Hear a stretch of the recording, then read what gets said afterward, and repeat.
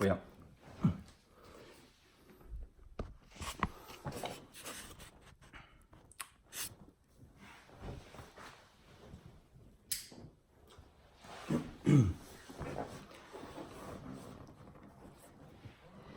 Jeg ikke øyelig vel fire i kveld, men jeg har vi akkurat som kviler meg av hjertet.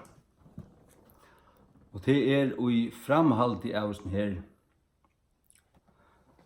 som vi tar seg om rett og rengt bruk av nøyegavnen, og hvordan man skal skilje alt det. Jeg gjev baptisten pura rett ut hui at ta i tar hitja iver av pinsanar og det som er de karismatiska møgnhøyder, at nekva av det ser ut som en sirkus. Her lyder skilui. Og her vantande visdomur og vantande ta med manglar at vera mer grunda i åren. Pura rætt.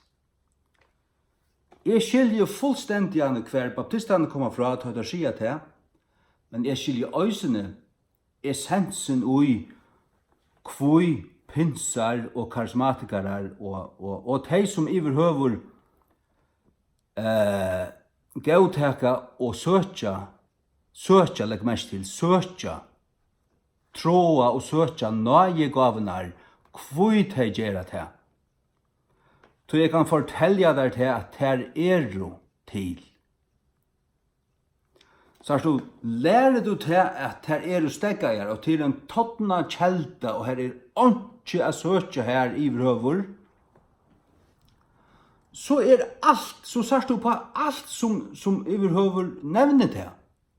Som falskt, og det øyneste jeg hører fra Babson inn i YouTube, og han sa kvargen lurt etter, så sier jeg det til. Men oi tog sverende tar røra seg oi, tar man tenker noen tar tåse om, nu jeg så opptingen av King James Bibelen, det går til å give meg at tog i henne, så jeg lurte nek etter baptist, det mest baptister som i King James only. Og det som tar sier, tar der læra sutt, og tar der halde seg evangeliske talene, og tar der læra Bibelna, tvorst. Læra året, oppletta året, så det pura rætt. Men tar koma ut til edgen her som tar og her som tar ikke grinna mer, her som pinsar og vi som åndstått færre vujare. Ta her var der ikke vit, tar det fullkommelige skralltaumer og blåster. Og tar halda så fast ved nekra lærer som rattar som så, men du må skilja der. Og øyder the sovereignty of God. Og God suveren når han, du varst, du kanst bia, men du kanst vanta der at nøy, og alt så skal du bodja det fyrir tog. Jeg skilja òsne hver det kommer fra. Og det hever sutt plass til. Men sørst du, trus du også at hele anden en livande personer her mittelen okkara og ui okkon, og at han øyder, og at Jesus sier at han skal lære okkon og minne okkon og alt som Jesus har sagt okkon, og vise okkon ting som kommer skulle. Hvis du trus du at han enn her og at han talar,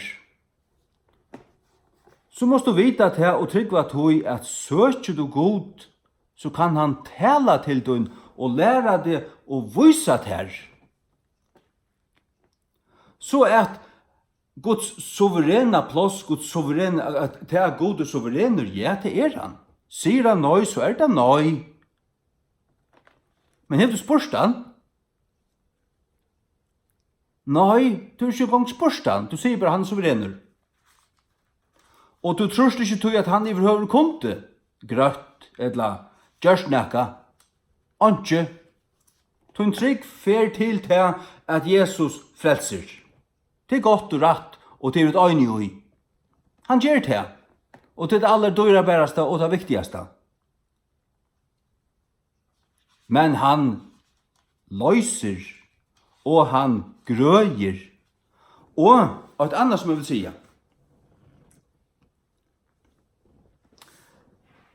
Det fullt av tingun og evangelion. Jesus sier, han forbannar et figutre. Og tar seg hikk hvordan kjøttet til fallene, så sier han om tid, det var trygg. Altså han sier til han lærer tar hvordan han gjør det her. Tar var hans lærersvøyner. Og hvordan sutja vi så ta i tar for i gang til å gjøre som verk? Tar gjør det som Jesus. Tar gav og ting og Jesu navnet. Silver og gull, og jeg ikke, men det som jeg har, det gjør vi der. Jeg gjør det her til. Ja, men god ikke suverener? Hvordan kunne du god det her? Hvordan kunne Peter si det her? Tror jeg at han visste. Han kjente god. Han visste. Du kanst ikke komme utan til at skriften sier til at oi Jesu fullgjørda verset så okra likam og rokna. Det til anda, sal og likam. Jesaja 3:3 sier det så grått. Det må vise der. Og ta Jesus grødde i Matteus 8:16-16, så stendte det vittna, at det skulle genge ut, så vil det vittna til den løyande tænaren og Jesaja 3:3. Som sentreret om krossen.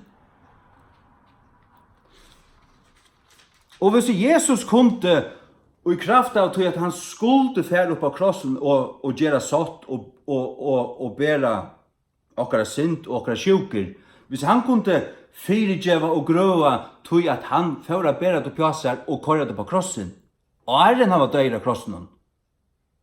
Hvor så mykje så at han i hever lie og hever hinja av krossen. Dette måste du skilja. Tid med å vita at mennesker som har måttet gjøre til å fyrirgeva synder, så grødde han. Fyrirgeva synder.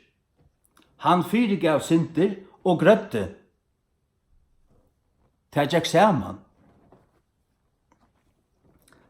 Jesaja 3:3 fra 4.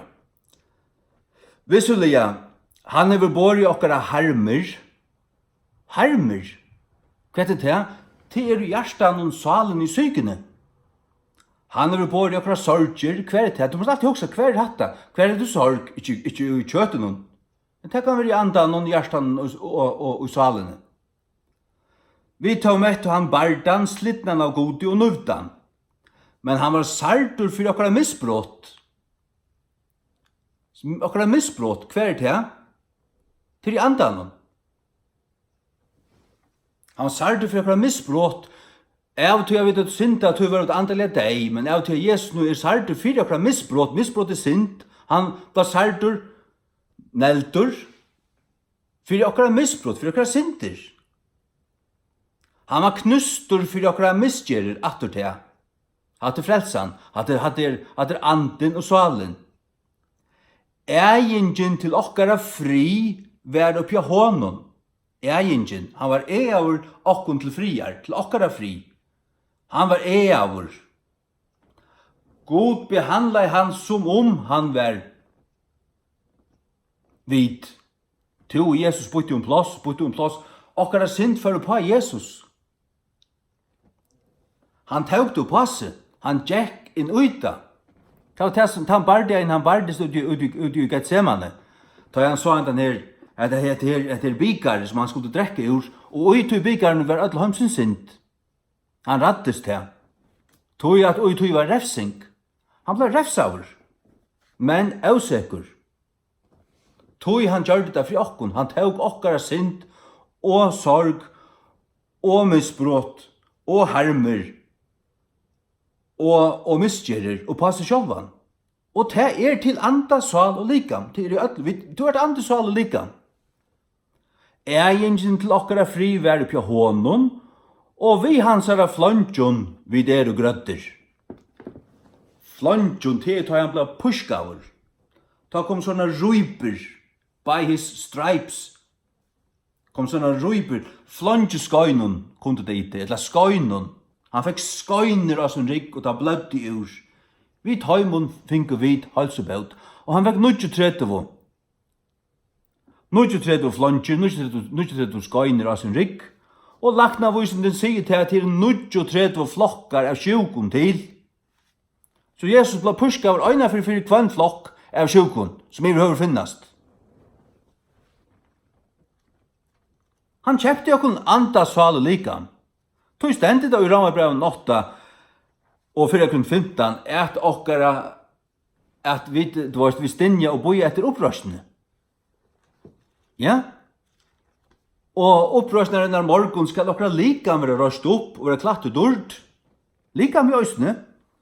Så han har vi kjøpt likam.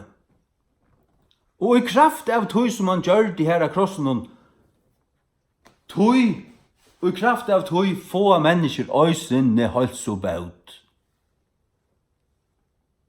Det var det. Det er liv og Jesu svarun. Det er hals og baut og Jesu svarun. Så skulle vi lese Matteus. Matteus 8, 16-16. Ta i kvöldi var kommet før du ta til hans av mång som var heltidsen av djevlun, og han kastet ut andanar ved åresøgnen og grødde ødel som var sjuk. At det måtte være oppfyllt, som var tala ved Isaias profete, sigande, sjálvur han tog voiklagar varar og bær okkara sjukdomar. Hva stendet det? Jesaja 3:4-5 som vi løs i Johanne. Han bær okkara sorger, okkara sjukdomar, okkara voiklagar. Og det oppfyllte han her. Det vil sige at voiklagar og sjukdomar er jo fysiske sjukdomar, det prekvar han ved grøa folk fysiskt. Og hver bær Jesus til? Og på krossen. Av krossen hon. Tøy er halsubøt ui endursjøvningar versjonen. The work of redemption. Det er ui her. Og til at ødt frelst kommer være røst opp og duldargjørt og få et duldargjørt likam. At likam vil røst til at likam er kjøpt. Og ta i mennesker oppleva til at det søker god og få Guds kraft reka deg og til å gjøre høyl og frusk. Så er det så, ja, men hvor kunne vi få til? Hvor kunne vi få til? Tøy at vi øya det i krossarversjonen. Vi øya det i krossarversjonen. Og ta igjen den her samankroppen av konan som ikke kunne røysa seg opp. Og i 18 år hun kom her, og fariseerne var spente, fikk hva for henne å gjøre til at av sabbater. Og Jesus sier, 80 kjente kvinna, som er en døtter Abrahams, er være lost av sabbaten. Hun var døtter Abrahams. Så hun åtte rett til det. Tog hun var døtter Abrahams. Og tog grødde han henne. Halleluja. Ja.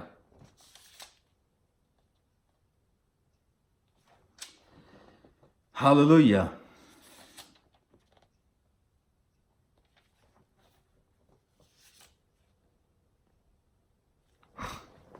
Hygg Lukas 13 fra 11. Og så her var en kvinna som hei en anda av voikløyga, 18 år, og var bojen saman, og kunde av ongan hatt ratta opp seg sjálva. Og da Jesus sa henne, kalla henne tilsyn og sier vi henne, kvinna, tu erst lost fra voikløygasønnen, det var hun ikke. Men han sier til Aren, tu erst. Tu ta vær Guds vilja løsana, og ta visste Jesus. Og det var det som for henta, tu sier han erst. Hva sier Peter, Eneas, Jesus Kristus gjer til fruskan, hvordan kunne han vite det? Tu han kjente god, visste det, og i andan han er i bie, han visste, han er se og hørst, aller helst. Lykka som Jesus. Tu i løyv i andan, man gonger, man er løyter av andan, og så gonger man. Og så gjør man til versk som færen legger til rettes. Det var det som Jesus gjør. Han sier det sjálfur. Han sier det sjálfur. Ja, i Matteus 4, nei, Johannes 4. Men du må skilja til rett, til øyne alt det her tar snakk om at Jesus, du varst, nekve pinsar har fått kjærsta lærde om Jesus, og til å gjøre dem øyne rett, og til heva der. Kenneth Copeland og ærer, men du pysja køyre alla pinsaverina i øyna puljo. Vi køyre ikke alla babsaverina i øyna puljo. Jeg vet her fullt av flokken innenfor babsanar. Somt så langt ute at man kan slis lust etter, men somt utmerska. Og da er det stadigvæk baptist. Men det som babsanar, disse fariseerne, kritikerene, som sitter bare og pilka, da køyre alt i øyna puljo. Jeg kjenner pinsar som utmerskar, som ikke falslærere. Som ganger i Guds kraft, og her det ekta, og det har ikke en annan gledebåskap enn den natta. Og det trykker ikke en annan Jesus enn Bibelen av Jesus. Egentlig. Sanner tryggvande, som apostlene hadde kjennst vi. Sanner disipler, sanner lærersvåner. Halleluja. Herre løyme, styrke meg og løyme unna tung, la meg ikke si noe for kjærst. Og la meg lære rett og Jesu navnet. Kvinna, du erst løst fra vøyglagatøynun, og han leier sine hender av henne. Og i stunden var han gjørt bøyn og durmette god. Han taler i fyrst, så leier han hender av henne. Akkurat som Peter. Han får inn, knela i og bæ, og får så over til Eneas og leier hender av han. Nei, det var Tabita. Eneas, her sier han bare Jesus Kristus gjør det fryskan.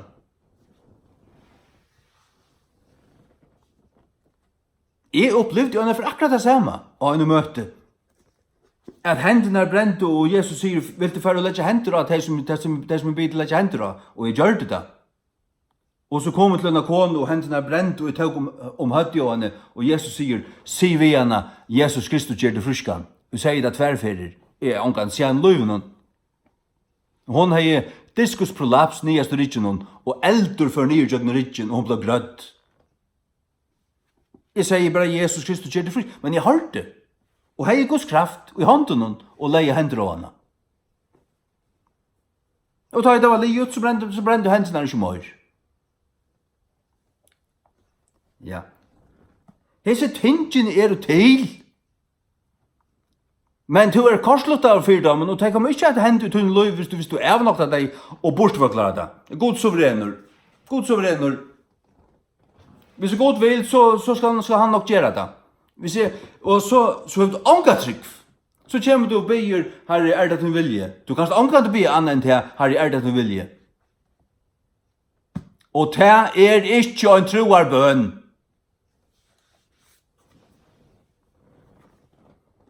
Det er ikke en troarbønn. Det er en kalvinistisk støyndeg gjeldbønn.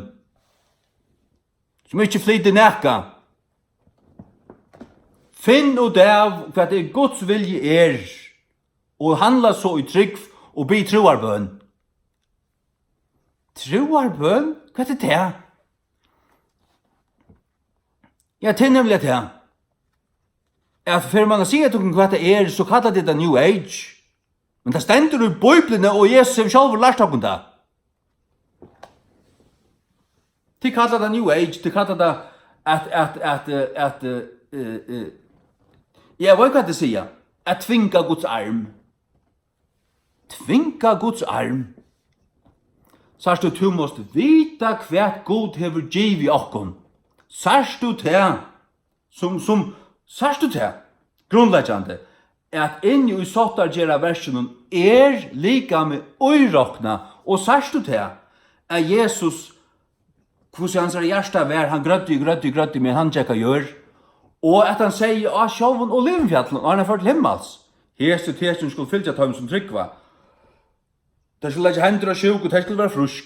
Och så färra det där och det händer. Och så men är du bunden tror du tog att det var bara avmarkat till apostlarna? Ja, så sa du det. Okej, så ända det är 46 tar Johannes døye. Det passar inte. Tog vi sådja til i skriften at menn som ikke var apostlar gjørte under og tekin. Stefan og Filippus, like menn, det stendte ikke bare at de gjørte akkurat, de gjørte mektig kraftarverk. Og i gjerningen av apostlarna 6-8 og 8-6, så gjør vi om Stefan og Filippus. Så jeg vil gjøre det her, jeg selv vil gjøre det her. Tøy øye her. Jeg bardes vi god og et halvt år om disse tingene. Ordentlig alle. Fullstendig skuld jeg var der på plass. Øynar vi atler. Og da fikk jeg det.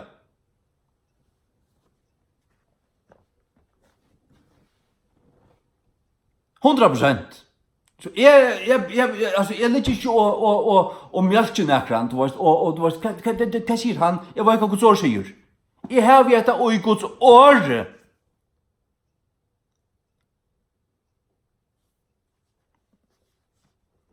Så er det ikke en heigenianere, en heigen-indianere. Jeg behøver ikke.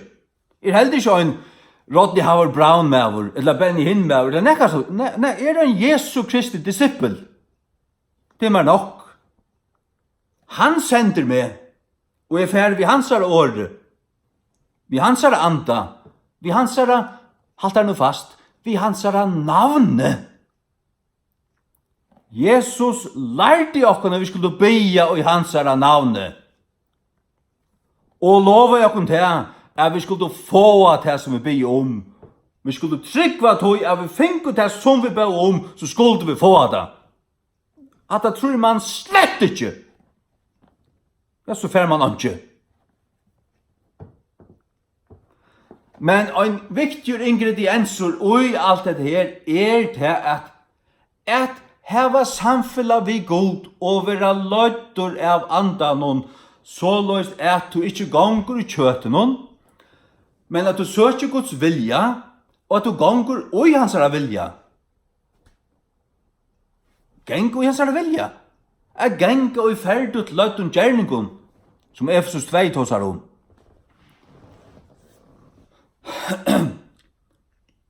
Så løys at det er anden som brukar til, så er det god. Så er det du ikke. Og det var du vel, du kan stå ikke ui. Hold kan ikke tøylukt. Hold kan ikke gjøre kraftaverk. Så jeg sier det akkurat som er god i himmelen og innskjer at gjøre kraftaverk. Øysen ut det. Og han innskjer at vi skulle være sånn, røyn og rødt og bøyn og i godslærene og i hver vi og i integritet på så vi liva. Alt det høyla fra adelsett er vi det røyn og bøyn. Det er ikke god. Og han ønsker til at vi skulle være fyllt ved høyla andans kraft og kjenne hva vi øya og genga fram i andanon og kunna flytta fjall vi okra munne. Og et annet som jeg har hørt snakke om er Justin Peters og en som heter Hinn til ett navn. Hinn, men jeg vet ikke hva et fornavn er sånn der akkurat på nå. Jeg lurte etter om natt og gjørskvalget. Hva er det bare fra litt lurt hva skal si som menner? Og det er akkurat som tar snakka her, og er det mine brøver? Ja, det er det. Jeg vet akkurat hva. Og det som du lærer her, er det rett? Ja, men nå tar det kommet inn til hetta, så er det pura fullstendig blinda her. Men etter du var suttet til at Bethel og Redding og California er pura bort vi, og et eller annet her, og det er Kenneth Copeland er pura bort vi, og Prosperity er pura bort vi, og at nekvar av oss nere som kallar seg rævlig grøare, skulle grøa flere 100 hver i møte, at det er ikke ekta. Tog verre passa til. Men jeg vet det er god gjør i det. jeg har sett og jeg har selv opplevd det. At det finnes mennesker som sånn, og som ikke snakker om penger, og slett ikke søker blå stjøtner eller noe som helst, men som anden har valgt ut og rønset seg og sender ut, og de har frelst evangeliet, mennesker blir frelst, og de har Guds kraft, de kunne bare legge hender av folk. Og uttrykk be og kommandere sjukon av vujtja og til færre. Menneske ut i gøtene. Og til passar.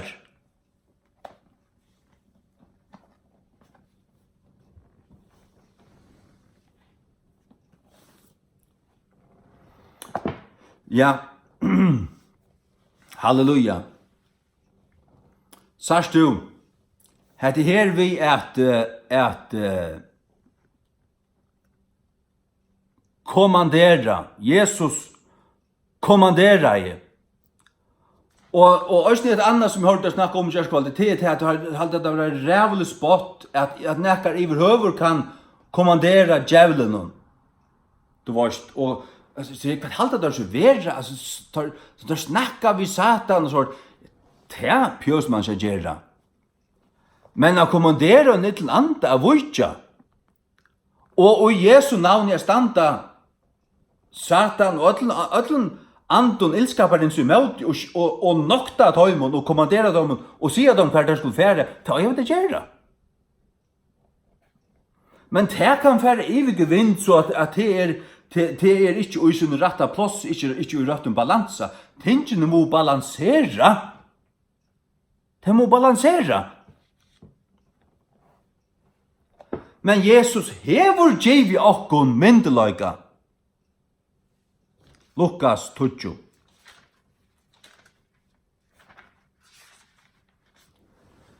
Gav han tøymun myndeløyga, så han givet okkon myndeløyga. Han gav tøymun mått over eurøynen andun a kasta der ut, og tøy for ut, og der kom aftur, sjalt har et andan var underbrottelig i fyrir okkon, og i tøymun navnet.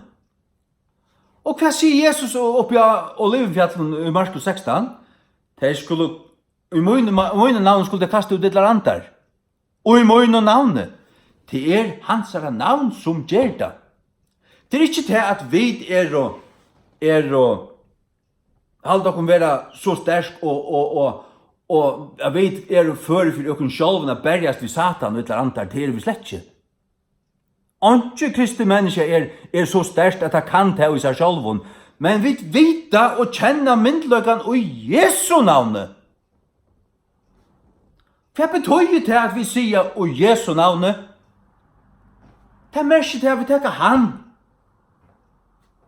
Det er ikke til at vi tvingar han til nekka, men at vi vita og vi kjenna og vita til at hatta her, hatta satan, herre, du sarsta, og her kom som tutt vittne, og Jesu navn og vik, og så vidar vi til at tar vi sia og Jesu navn, så ferda. Lukka som Paulus sier, og i gjerningen av apostlene, vi andan og en argentu som hei en mennan anda, fer ut henne, og han fer ut i stundene.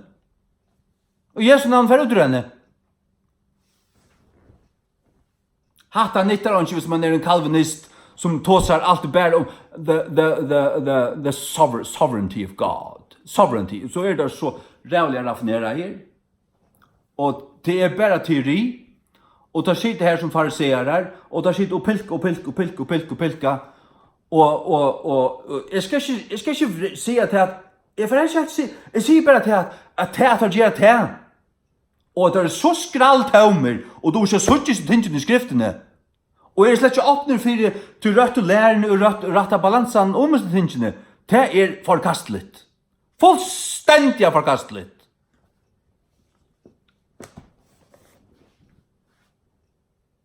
Men mest etter å ha heilig andan og i øren tenker, ja, råkner som en brøver. Men har også nekvar pinsar som utmerska i brøver. Men råkner ikke Kenneth Copeland som brøver. Han en helvetes falslærare. Og da jeg sagt det, så har vi altså ikke bannast. Det akkurat hva han Kenneth Copeland tar han dør for han lukst ned i høyta hola helvete. Han en av tøymon som Peter skriver om. La meg lese det om han. Da jeg leser dette så det Kenneth Copeland vi staurum stavun. Men det var også falske profeter, 17 Peter 2. Men det var også falske profeter mittlum falksins. Enta som det skulle være falske fralærere, tekker det mittlum. Som løgnlige skulle føre inn helt dømelige renklærer. Det hever vi Jesus å gjøre. Så du, en tar evnoktan til herren som kjøpte tar, hvordan evnokta der han? Tar sier ikke evnokta han, men tar læra fullstendig falskt om han.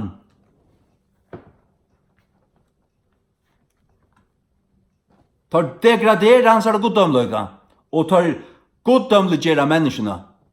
Tar goddomliggjera, tar sier at Adam var godkomne kjøttet. Adam? Lykka nek som Jesus var. Og at jeg god sier så sier jeg ja til i øysene og sånn ekka. Og god god, ja til i øysene og sånn ekka. Sier jeg tar. Tar fullstendig fanner det av.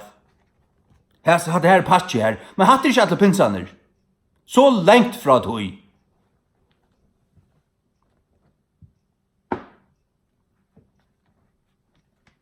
Jeg trygg vi på pinsakraftene, heilig andans kraft og andans døp og i elde trygg vi på, det kjenner jeg.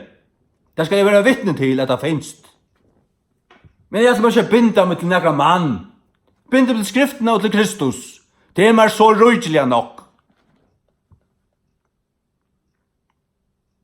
En ta evnoktan til herran som kjøpte tar og fører på seg snæra øying. Takk og lov. Og mennesker skulle fylja tar hervelju vevun. Vi grunn av hverjum sannløkans vevur skal være ilttalar om. Tar gjerra Jesu navn og sannløkans vev til spott. Og at det vil ilttalar om. Det vil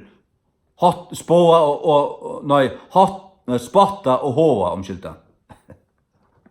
Spåa og hoa. Spotta og hoa. Og jøgnen hev og sjukur skulle tar vi falsa og åren gjerra handelskap urtikun. Hatt det pinsaner i Amerika. Men hatta slæge her, word of faith og det, prosperity. Men det slett ikke alle som så. David Wilkerson slett ikke så. Og jeg kjenner ikke navn, men Arild Edvardsson i Norge, han slett ikke så. Når han deier. Og han sjálvur,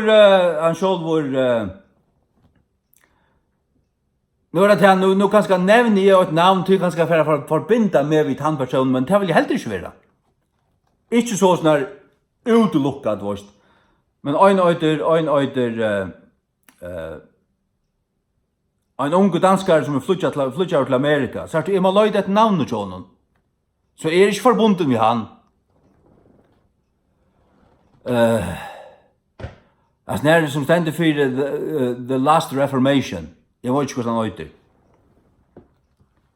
Han fullstendig, du vet, kappa vi prosperity og alt det her, og alt det her økumeniska, det tar han dundrand i møte, og lurstad du etter hva han lærer om frelsen, så det rett. For Jesus så det rett. Og at gjør under kraft, at gjør, det fylger hun så da fløyder etter hoi. Så da fløyder etter hoi. Og jeg vil se at tar færa til, ganske en 2 manns færa til onkran boi i Sur-Afrika og et vikskifte. Og her 15 folk savna i her til, og onkran prøver å bli for nøkkensjukon. Og så underviser han dømen i en dag, og til bia sammen, og så får det ut, 2 og 2, akkurat som Jesus sendte der. Og de skulle bare praktisere det her, bare bia, bare sia, og trykva. Og ta har vi det sett, ta vite det da. Og det er ordentlig spent, og så ser man, at de færre og onker vil til knæene, og til ryggen, og de blir bare grøtt. Og så kommer de atter her, og så spyr han, og han flokker av 12 til 20 folkene, omgang du prøver det for. Du vet, han spyr, jeg har det biffen, og kan du bli det grøtt? Ja, bare for 3 måneder blir det grøtt. Så hadde vi rundt i boinen her. Sars du? Og det er ikke prosperity. Og det er ikke av sånne her falsklæren og krefl og dollar og alt det der patch her. Jeg vil øver ikke. Det er slett ikke alt vi til. Det er forbundet ved Jesus. Og fyrir ut som løytene i møte missionsbovnen. Halleluja.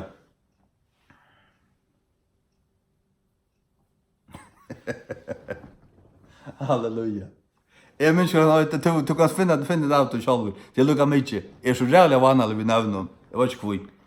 Men jeg, Lukas 12 fra 16. Og tar skjei til kom atter i frøye, sier han det. Herre, sjalt djevlaner under brottligere i fyrjakon, jøgn navntutt. Og han sier vi tar, jeg skal satan som snarleus falla fra himne. Så jeg djevet til kom mått til at trakka av høggarmar og spordrekar. Og over öllun måtte fudgjendans, og ønske skal vi nøkron mittlun møyna tikkun.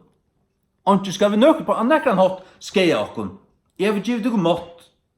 Men det var jøgn navn hans herra. Til jeg vitir og Jesus, til gjerra vi det. Til kunne vi det. Det kunne vi. Så sier han, så hørte jeg ta seg om at vi at hava alt i balansa. Så kører han da i balansa. Så ut ratta plass. Ting som leisriven og bliva bæra til, de bliva alltid til nokkel ljautrødl. Det skal alt være i sin ratta plass og i røttun samanhenge og ikke større enn de større og viktigere tingene. Det skal fylla just det som det fyller i skriftene. Det skal ikke blæsa ting opp ut i proporsjon, mer enn hva skriften gjør det til. Tøyre pinsane farnir skøyver. Tøy Kenneth Hagen skøyver, for en skøyver. Han skal byrja rett. Det råkner vi, jeg vet ikke. Jeg har ikke alle dag sånn. Jeg vil ikke sånn slett ikke. Men Jesus og hans har året, ja. Så da fløyter etter ui. Her var dette, og i Jesus faktisk ikke at andaner underbrottligere i fyrtøkken. Men heldur faktisk av tog at det tykker navn oppskriva i himne. Så faktisk som tar vi frelst, og navn skriver Lufsens bok. Det er det viktigste. Det er nummer 8. Hitt kommer så, og kjallfæren av tog. Kjallfæren. Halleluja. Og så tåsa vi der om at her, ja, hvis pinsane som tåsa vi Satan, og kommanderer Satan av færa og sånt. Jesus tåsa vi en et eller annet øyne før. Men det, ok, jeg kan godt gå takka til at det skal man ikke gjøre. Det var jo ikke om man fikk gjøre. Men tåsar anden ut, så kanskje, så ligger det ikke å tås, du spyrir han ikke spurningar, så, men du varst, hvis anden tåsar, du bare kommanderer den affæra. Men det et her som stendet til Judas om om høvesangelen Mikael og om Satan, la djevelen. Judas vers 9.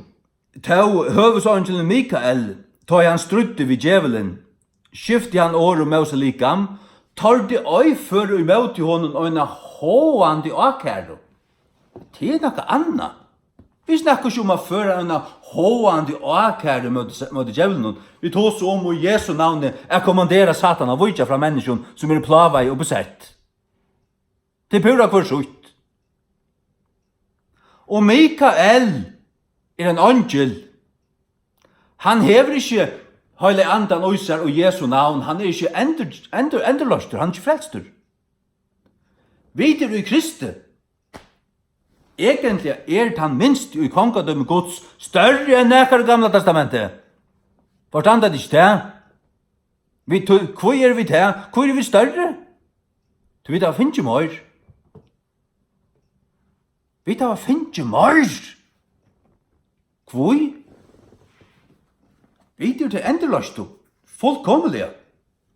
Vi det Guds bøtten, altså, du vet, og i fotlen mat, endeløst, og hva sinter du vasker vekk.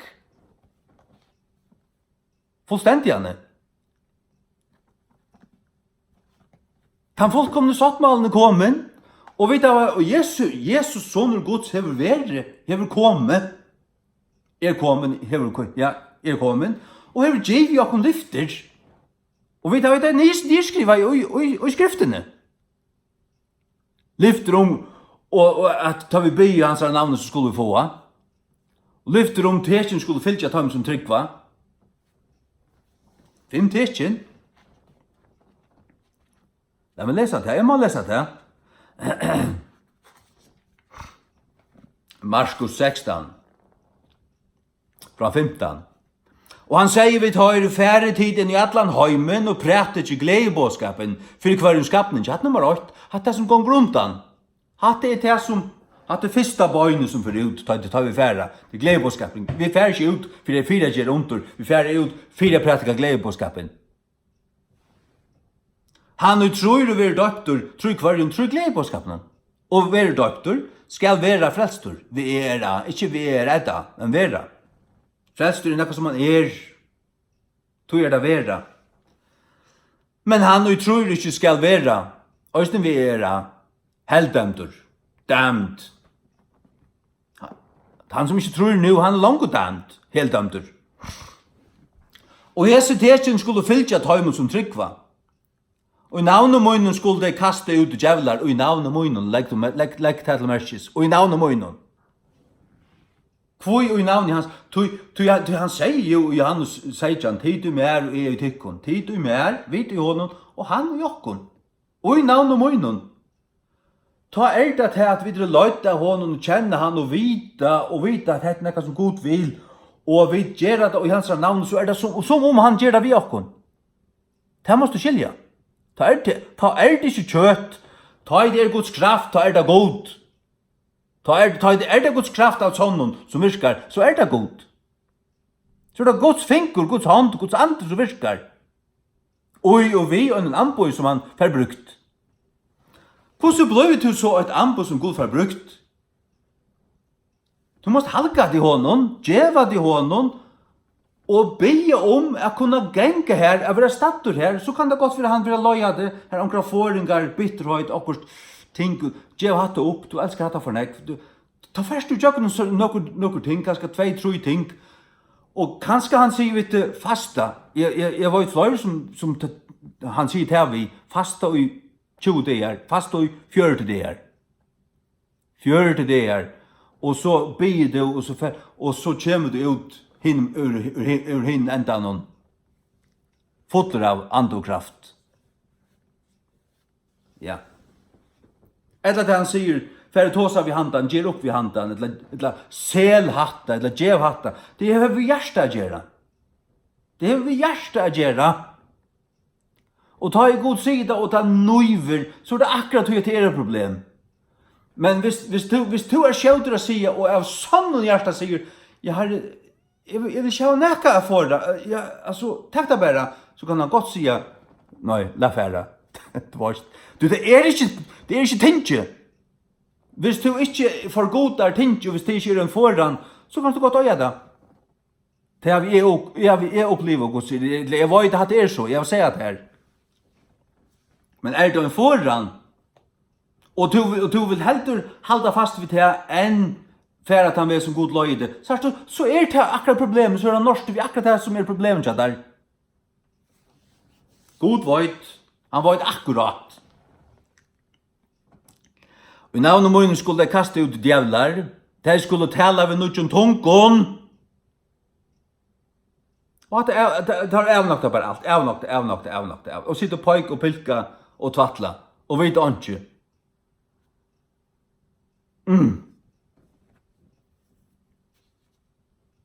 Og så halda det ikke vera verjar av sannløygan. Og det er ikke parstvois, men bare, og en er helt. Faktisk er det starblinder om de tingene som det snakker om. Og det er trygg på en lærer, det er cessationists, til læreren om til at alt det unaturliga, nøygan er stegga her. Og det er en fast lærer. Det er ikke sannhet. Forstilla der at Jesus var her og lærte tar, og tar skriva alt det der nyer, og det er alt kommet inn i Nya Testamentet om til at vi har myndlokken i et landon, og Jesus testen skulle fylgja hatta, alt 5, og at i Matteus 21, 16 til 22, her sier Jesus at om du trust i hjertet av noen, og sier vi etter fjallet, voik, eller flyt her og iver her, så skal det være. Så skal det være.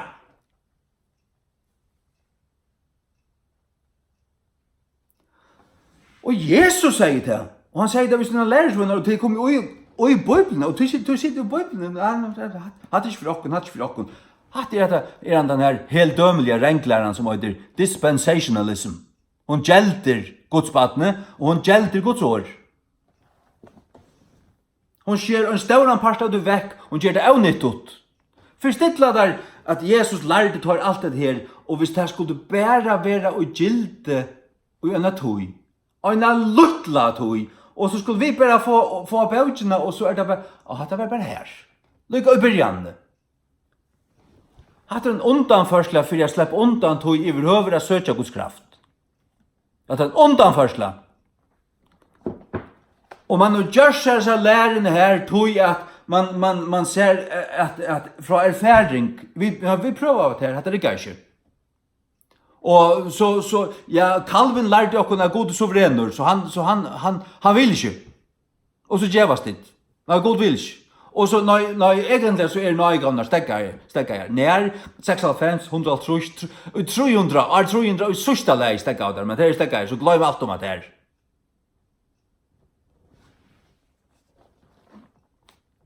Hatt en anstikkelig satans fastlærer ur enda i annan.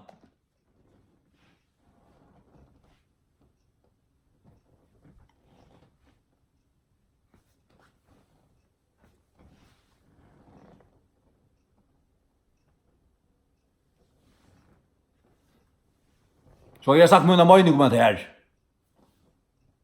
Til pappa kunne halda hva det vilje om meg. Fyrra Korint 13 tåsar om at tunger og profetering og så for å stegga, men vi sutja nær, til ta vi sutja anlitt til anlitt, og kjenna til fullnar, enn ta enn så vi sjálv er kjent. Nær hendet det? Ja, det hender ikke før du kommer til himmels, kan jeg bare fortelle der. Du kan skänka 20 år i bibelskola och jag 5000 böcker och lusta och huxa och halta det vita. Du känner inte till fullnär, det kan du bara fortälja där. Till tajder kom i upprörstan likam, sarst anlit till anlit, han som känner till fullnär, till Herren. Och han sarst och tajder kom hem, ta känner till fullnär. Ta stäckes till tingene.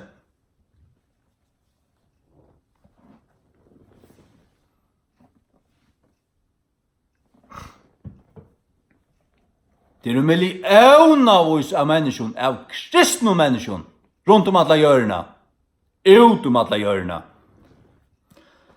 som inte är mormoner eller några sådana, de är frälst, de har tro, att Jesus är deg för torra synder, att han var griven och röjs upp av 3 dagar, till evangeliet, de har tro tog, og de blev døpt vi halv andan, og de taler tungon, og de gjerra. Tryggva på nøygavnar, og nøygavnar fungerer i tøymon. Utom alla hjørna i det. Da kunne de babsar bare bøyta ut i kon, til passar.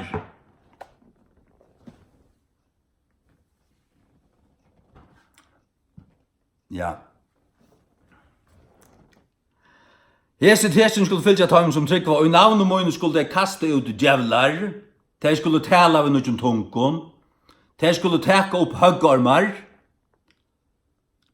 og om de drekje nekka deilig ting skal de ikke seka de. Og de skulle legge hendur av de sjuko, og de skulle komme fyrir seg. Halleluja. Hese tesen skulle fylja tøymon som tryggva. Takk og lov at Jesus ikke sier bare tykkon som tryggva. Eller at det første tøyene for jeg får kristendommen i gang, og så stegger det. At det passar ikke. Og jeg vil ikke ha samfunnet av nekran som sier til at dette her er stegget.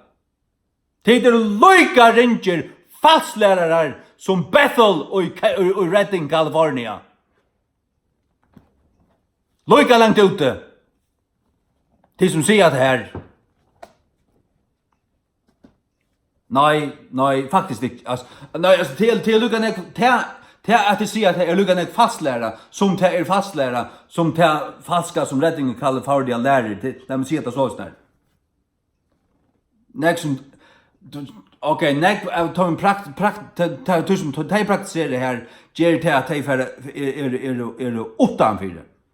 Men tid som sier at nøygamnar stekker og det, men det var evangeliet og det rætt. Det gjør det til sånn tryggvande, men det er bare så harmelitt. La meg si det såles der. Det er så harmelitt.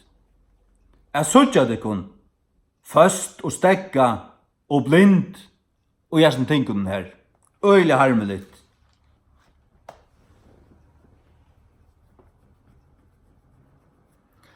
Nei, så at jeg sier der til at Bibelen, alt som Jesus gav sånne lærersvøgnen, gav han okkon alt. Først til et øyneste 8 år. Det er øysen lokkon. Men skilt og sånne rette plasset, ja. Og jeg sier ikke til at du blir for sjukon og at ødel bliva grøtt. Det sier jeg slett ikke. Så at jeg tar ikke at her er gode suverener, jeg tar ikke til en ui det her. Men jeg vet ikke til at Jesus er givet okkur lyfter, og tesen skulle fylja, og han sier at vi skulle be i hans navne, og at vi kunne vite om det er Guds vilje, og til det så kunne vi kommandere, og så hendte det. Sars du. Men ta i det ikke hender, så kan det være imist. Annakor vantande trygg, eller synd og anstygder som ikke er som fåra, det kan være akkur tøylukt. Etla til at Gud ikke atler grå vedkommende, men at det kommet, at hans deia stund er kommet, at han er blivet deier, sjukur av tøy, vi tøy sjukene som han skal dodge av vedkommende. Lukka som det stender om Elia. Elia var blivet sjukur av tøy sjukene av hver han døye. Og som det stender i Johannes 9 om den blinda som Jesus vaska i, det smurte Rono av bæren for at få seg i Siloam til noen, at her er fyrir Guds stort. Han var i støvende fyrir Guds stort. Fyrir Guds rujt og Guds gjerninger skulle være forført i honom.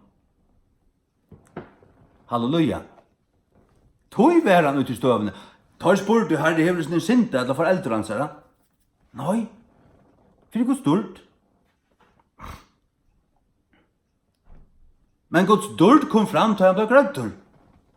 Halleluja. Ja. Takk og lov. Matteus 16. Matteus 21.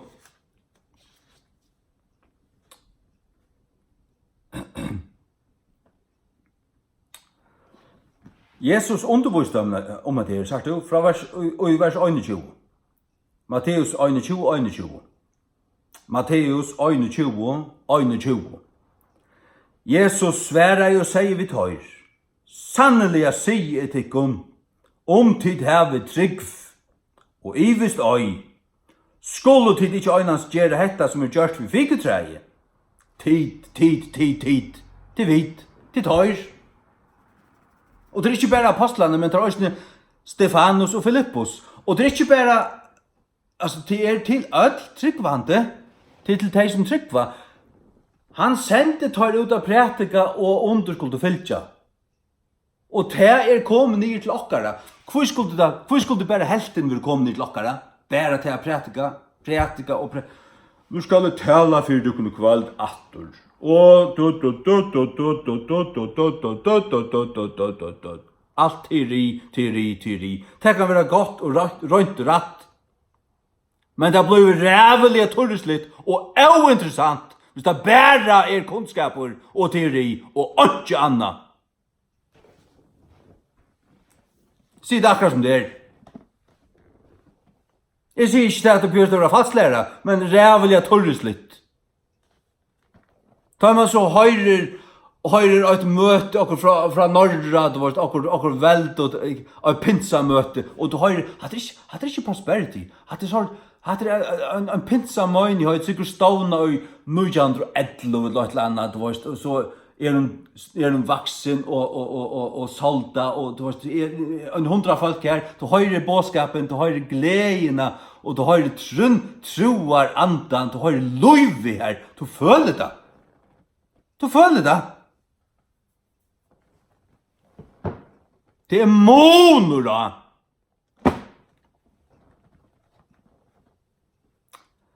Skulle det ikke øynens gjøre dette som gjørt vi fiketreie, men øysene tid skulle sia vi. Legg meg ikke lese i årene. Sia vi.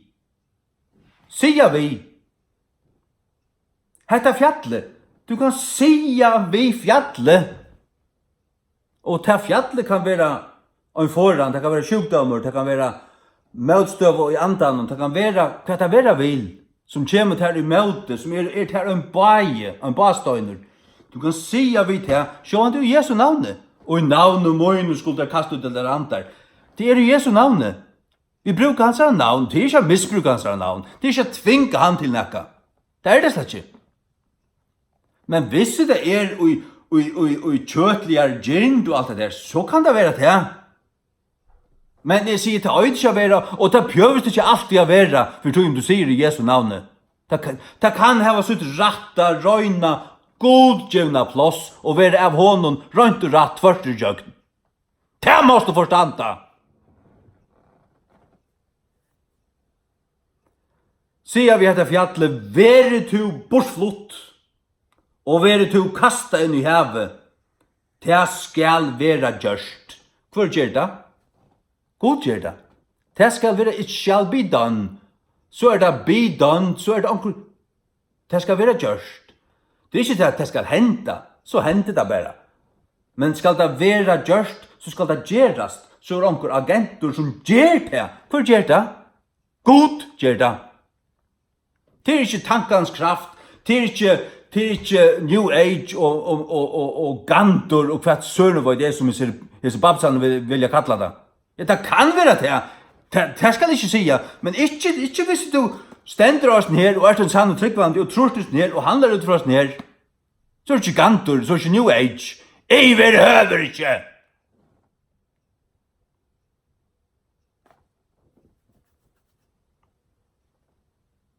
Sier du til så kaller jeg til en fastlærere.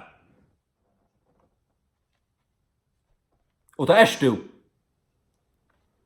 Og næsta vers, og ødelting, hverje som helst ut skulle ombya i bøn, tryggvande, tid skulle få teg. Ødelting, hverje som helst ut skulle ombya, ask in prayer, ombya i bøn, tryggvande, til å si vi trygg, ui trygg, du ber vi trygg, ui trygg. Tid skulle få deg. Tid skulle få deg. Halleluja. Men dette skal kopplas vi tog, og sammen vi til å kjenne Guds vilja. Jeg vet hva Guds vilja er. Men lett oss komme så atter til det som vi begynner vi.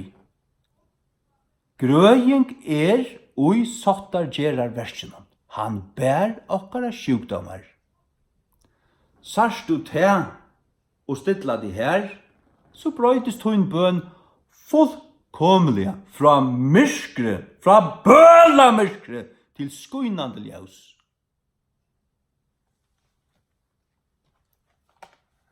Du sarst, ja men altså, da blir du å suttja hva Gud vil, og da kan du bya samsvarende til det. Og så er det det, ja, men kvært, vi gjør det til, og det blir ikke grøtt. Ja, du kan gjøre åtte av tvøy, men annan kan gjøre opp til å fortsette.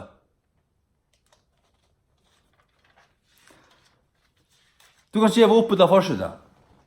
Men her er det det at øysten til at alt ting skulle balanserast. Hur du prøva og søkt god og søkt og her hender bara ikke. Du kan bruka farnega tøy på det. Glöm det. Kom nu glöm färd och ger andra ting i löven alltså. Löve gånger, löve färd här för boi. Kom i det. Så du till rösten näka av till vad ska kom i balansa. Kom i balansa.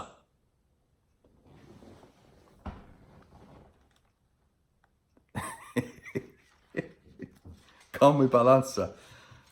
Hvis jeg flenner så för Flora att lagra vid hälan. Hon ligger i viftar i hälan och nu har du inte att det är glädjord. Ja, allt det där. Är det inte Flora? Ja. Allt i läge. Första Johannes brev. 14-15. Och hette är det här treste. Trest alit fullvissa. Hette er det treste som vi hava av han. At om vi ombya nekka ting samsværande vi vilja hansara, han høyrer okkon. Og om vi vite at han høyrer okkon, kvært som helst og vi ombya, så vita vi at vi hava. Ter ombøner, som vi tror av honom, så vidare vi til at vi tar finnkje. Hvis du hever nekka, så du finnkje det, så øy du det. Det er ombøner som vi tror av honom. Hver hatt av teologien, kjattekon? Og hver hitt at kommandera i teologien, kjattekon? Men titta, blekka det vekk. Og hver Markus 16, 16 og 18 i teologien, kjattekon? Nei, titta, blekka det vekk.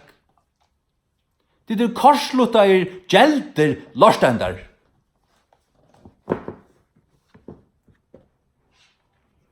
Fotler og teori og kunnløyga. Og snakk om søgnar menn, snakk om handan, Spurgeon, og så, ja, ein av okkara brør, ein av okkon, ein av okkara. En nalva skåra pakk. Det er hva det er. Nalva skåra pakk. Og fariserer. Og hadde de haft rätt, så har jeg ikke sagt om det kun. Men det har vi ikke engang rätt. Og det sitter så snart vattla. Da føler jeg ikke galt, og jeg bare kallar det om det som det er. Og dreier det om for ratten, og sier at det kan være noen falsarar. Falsnarar. Ja. Apostlatekken, det var noe som nevnte i innslag. Apostlatekken. Og så sier jeg at ja, det var bare til apostlarna. Nei! Det tog at var det en apostel, så var det garanteret at han fyllte der. Det er ikke noe nu som Peter her. Så han gong forbi her, ikke så grøy i skudgen til honom. Det var ekstra nek i tøymon. Det var lukka som givi at han fyllte tøymon. Tog tar at du var nærmast Jesus. Tar du halga som tar lyfte bare for han. Men hva hvis jeg at mennesker gjør det i det? Hva hvis jeg onkur gjør det i det? Det samme hender i det. Jeg vet det samme hender i det. Jeg har hørt, jeg vet ikke akkurat. Men det var det Kina, eller det var det Russlandet. Det var onkur som var fangslav for trunna og i 90 år. Og han er fasta og bygge så nek, han er i isolasjon og større part av tøyene. Og han lyser jo Bibelen og jøkken, og det var ikke kost 200 ferie, eller han er garvelt. Og så kom han ut. Og han forgengande slummene og alt det der. Og anden var så stersker i honom, at han grøtt, at god, ikke han, men god, vi honom, grøtte bare menneske, og en lenga tog. En ta vi skuggan, akkurat som stendur Peter. Vid litt apostlarna opp som tar var supermenn. Tar var bara menn, tar avnokt av Jesus. Og tar var bara menn. Men god brukte der. Tar var utvalgte. Jo, vi skulle ikke degradera der iver høver. Men vi skulle helt ikke lytta der opp. Som om tar ikke menn. Tar ikke goddommelige til alle fjerneste. Men god gjev dem en særlig plass i Nudja Jerusalem. Perlenar her, grundarstøynene og alt, vi har kattlet etter, det ikke kattlet etter sonen Israels, men posteren skulle få navn etter apostelen. Jeg halte det så. 12 poster og sånn noe. Så det er helt særlig vi tar imen. Det vet jeg. Men det som jeg vil si, det er at det som Jesus gav tar imen, det samme øya vet du det. Det er modig suttja. Troar bønnen skal gjøre en sjuka fruskan, og hever han gjør synder, så skulle der være honom fyrirgivnar, det hanger saman. Jakobs brev, kapittel 5.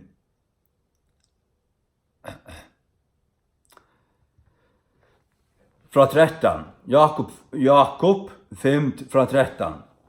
Nekkar tykker han mittlen lojande, let han bia. Nekkar glævor, let han synja psalmar. Nekkar sjukur tykker han mittlen, let han kalla og hinnar eldstu av kyrkjene, og let har bia iver honom, salvande han vi olju i navn i Herrans, og troar bønnen skal frelsa hin sjuka. Troar bøn, hva er det for nekka? Troar bøn, det er ikke anelsvirk hva det er. Det er kalvinistar og farisearar som sitter og pilka og tå som Guds suverenitet. Det var alt i høyden hon. Troar bønnen det som Jesus lærte tar her. Og troar bønnen også, troar bønnen til at trykva og sia, kommandera, og i Jesu navn vita hva Gud du givet der, og be ut fra tog. Det det. Troar bønnen det som Jesus lærte jokken, om det var trygg og ikke ivast, da kunne de sia. Troar bønnen det som Peter sier, silver og godt la jeg ikke, men det som jeg øyet er djevi der. Navn Jesus Kristus statt opp og gakk.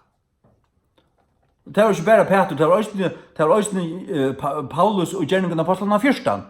Han sa en mann som er i trygt til å være grøtter, og halter i fødensøynen. Og han sier, statt opp og gakk, og han sprakk opp og gikk. Han kommanderer i det, det skulle være så, det var så. Han sa det, andre gjør det han var og han vitt det. Og i andan, han visste det, han sa det. Hesten klarer det å være grøtter, og han sier det, pupp, så hendte det. Det troar bønnen. Alt annet salist. Alt annet soulish. Ikke spiritual. Iverhøver ikke andalit. Slett ikke. Og hever ånga tryggvisar. Iverhøver. Det hever 0 tryggvisar. Skralla for trygg.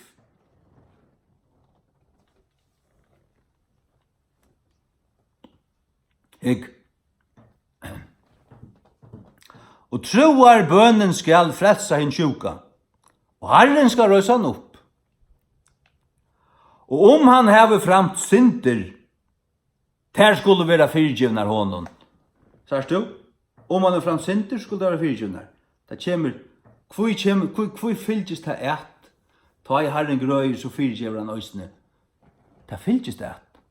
Det saman, det breie og vojne. Breie Jesu likam, vojne Jesu blau. Vi minnast heipa i tingene. Og orsaka av til at korintmenn ikke gjør det mån av breien og likamnen, men gjør det til alt, til finget der ikke holdt seg ut. Til døy der arsene tog, for av Korint 11, les det.